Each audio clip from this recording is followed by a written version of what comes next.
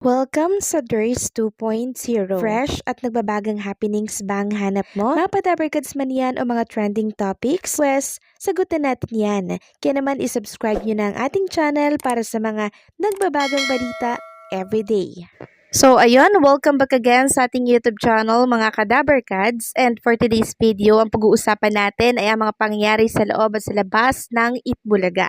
So narito po yung mga highlight ng pag-uusapan natin. Inireveal ng abogado po ni Bossing Vic Soto na nakatanggap si Bossing Vic at yung asawa niya ng threat. Ano kayang threat yan? Tatalakayin natin yan. Isa pa na pag-uusapan natin, Tito Soto nagbigay ng isang maanghang na statement laban dito sa pelikulang Binabalak ni Daryl Yap. Ano kaya ang naging statement niya? Pag-uusapan din natin ang panibagong statement or resback ni Daryl Yap laban dito sa patong-patong na ikinaso sa kanya ni Bossing Vic Soto. So lahat yan ay malalaman ninyo at pag-uusapan natin mamaya, pero bago ang lahat, happy birthday po muna dito sa ating legit Dabarkads, walang iba kundi si Ruby Rodriguez. So kanina po marami ang nagulat sa Itbulaga dahil hindi po sila live. Chinek ko sa aming telebisyon at hindi nga po talaga live. Meron nga po doong nag-comment sa live chat ng Itbulaga na sana daw ay na-notify daw sila na wala palang live ngayong araw. Nagbiyahe pa daw sila ng 2.5 hours. So, di ba po, nagno-notif naman ang mga staff ng Itbulaga? Di ba, lalo na kung mga nakaschedule po kayo for live audience dyan sa studio. Nino-notify nila yun para po makapunta yung mga nakaschedule na live audience. Pero nagtataka lang ako, bakit pupunta kung wala namang nag-notify sa kanila? Di ba? So, ibig sabihin nun, walang nag-notify, wala pong live. Kasi nagno-notify po ang mga staff ng Itbulaga sa mga nakaschedule pag schedule nyo na ngayon. So umaasa po ang ilang mga Dabarkads na next week pa yung recorded or tape episode nila, kasi nga 'di ba panay nagre-recorded sila ngayong week. Pero siguro mga Dabarkads, ngayon sila bumawi ngayong Friday. Yung mga na-record nila nitong mga nagdaang araw, yun po yung pinalabas nila ngayon para syempre makarest, makapahinga po ang mga Dabarkads natin. So dapat 'di ba hindi po sila live nung Monday and Tuesday. 'Di ba? Hindi po dapat sila live yan, pero nag-live sila kasi wala nga pa silang pang palabas. Dahil naipalabas na nila lahat ng recorded nila. So yung ni-record nila ng date na yun po yung ipinalabas ngayong araw para syempre makabawi po sila ng pahinga. Samantalang congratulations naman dito kay Atasha Mulak dahil nakita nga natin sa kanyang nirepost mula po sa isang fan ang pagkalaki-laki nilang billboard para po yan sa Jollibee. Ayan o, sama-sama silang buong pamilya. And sa pagkakaalam ko, may bago silang commercial. So congratulations Atasha Mulak at sa buong family. Ngayon, pag-usapan naman natin ang tungkol dito sa naging restback, bagong restback ni Daryl Yap para po dito sa patong-patong na hinain sa kanyang kaso ni Bossing Vic Soto. Sabi dito, agad naman po naming sasagutin ang reklamo kapag nakarating na po sa amin.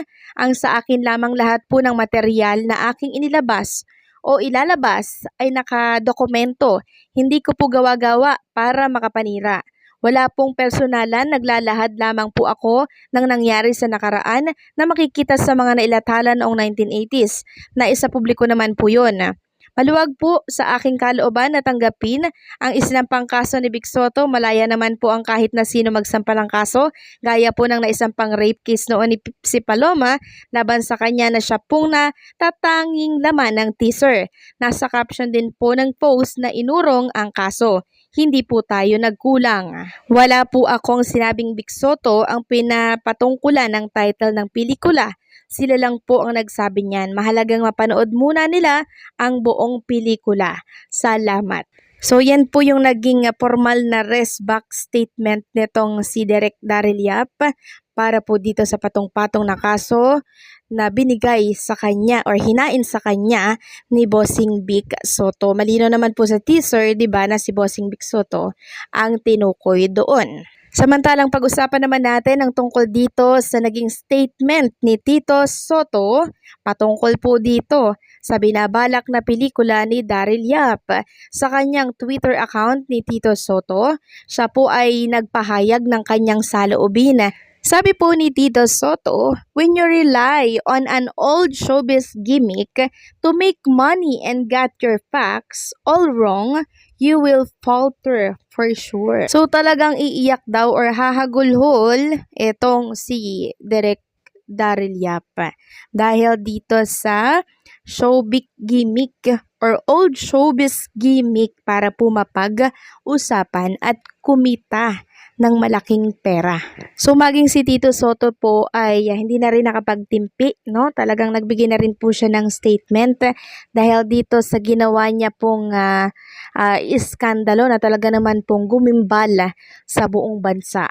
Samantalang pag-usapan naman natin ang tungkol dito sa inireveal po nitong si Attorney Buko de la Cruz sa panayam po ng 1PH sa kanya kahapon.